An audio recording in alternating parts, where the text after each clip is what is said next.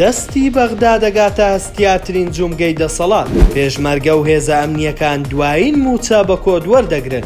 وەزارەتی دارایی و ئابووری حکوومەتی هەرێم ئاشکرای کرد ئەمڕۆ و سبەینێ موچەی مانگی چواری تەواویە و هێزە ئەمنیانە دابەش دەکرێت کە پێشتر وەریان نەگرتووە.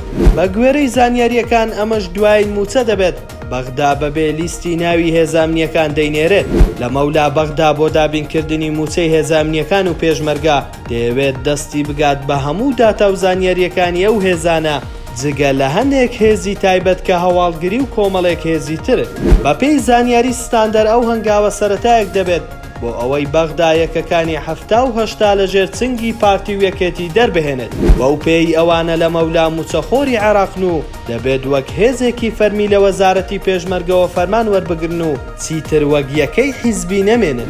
جێی باسا ئەو هەنگاوەی چەندین ساڵ بوو کۆمەڵگەی نێودەوڵەتی و لایەن ئۆپۆزیسیۆنەکان بۆ بە نیشتیمانیکردنی هێزی پێشمەرگە داوایان دەکرد پارتی و یەکێتیش نەدەچوونە ژێربار. ئێستاکە لە ژێر فشاری دارایی بەغدا دەستنە ژێربار. ئەگەر لە قۆناغی داهاتووژە و هێزانە بە تەواوەتی لە ژێر کاریگەری حیزب دەربهێنرێت و قۆناغ بە دوای قۆناغ بۆ دامەزراندنی پێشمەرگە و فەرمانبەرانی نوێ پێویستی بە ڕەزامەندی بەغدا دەبێت. دەرفەتی یەکسان لەبەردەم پێشکەشکاران دەرەخسێنرێت بۆ ئەوەی چیتر پارتی و یەکێتی بە ئارەزووی خۆیان تەنها لایەنگری خۆیان لەناو ئەو هێزانەدا نەمەزرێنن. بە بڕوای چاودێران لاوازکردنی لایەنی سەربازی و ئەمنی پارتی و یەکێتیش بە دوایین سەنگەری ئەو دوو حیزبە دامێنێتەوە کە بەهۆیەوە چەندین ساڵە بە دەنگێکی کەم ئیرادەی خۆیان بەسەر خەڵکی کوردستاندا سەپاندووە.